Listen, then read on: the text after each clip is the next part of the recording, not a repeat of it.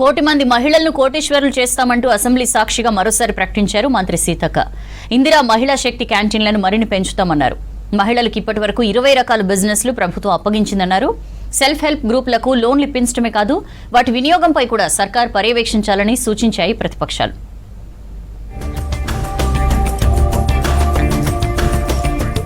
Assembly సమావేశాలు వాడివేడిగా కొనసాగాయి. రాష్ట్ర వ్యాప్తంగా ఇందిరా క్యాంటీన్లు ఏర్పాటు చేస్తామన్నారు మంత్రి సీతక్క.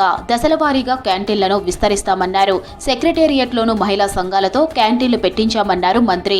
యాదగిరిగుట్టలోనూ ఇందిరా క్యాంటీన్లను ఏర్పాటు చేయాలని మంత్రిని కోరారు ప్రభుత్వ విప్ బీర్ల ఐలయ్య.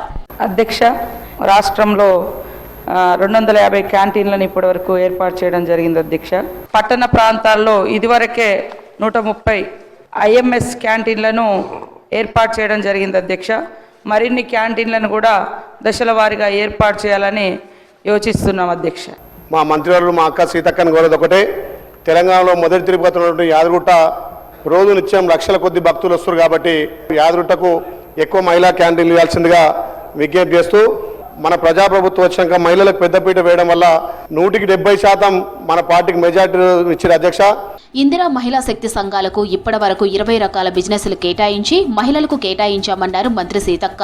శాసనసభలో ఉదయం ఇందిరా మహిళా శక్తి సంఘాలపై షార్ట్ డిస్కషన్ జరిగింది. ఇప్పటి వరకు 200లకు పైగా మండల సమైక్యలకు 250 ఎలక్ట్రిక్ బస్సులను అందించామని చెప్పారు. 1 కోటి మంది మహిళలను కోటీశ్వరులను చేసి తీరుతామన్నారు సీతక్క.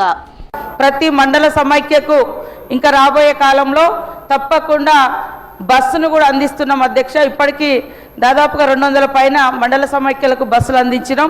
తద్వారా ప్రతి మండల సమైక్యకు 70,000 రూపాయలు నెల ఇన్కమ్ కూడా రాబోతుంది. అధ్యక్ష, సెల్ఫ్ హెల్ప్ గ్రూపులకు లోన్లు ఇప్పియడమే కాదు, ఆ లోన్లు సన్మార్గంలో ఖర్చు చేసేలా చూసే బాధ్యత ప్రభుత్వానిదేనన్నారు బీజేపీ ఎమ్మెల్యే పాయల శంకర్. ప్రతి గ్రామంలో కడుతున్న ఇందిరమ్మ ఇళ్లకు మహిళా సంఘాల ద్వారా మెటీరియల్ సరఫరా చేసేలా చూస్తే బాగుంటుందని సలహా ఇచ్చారు.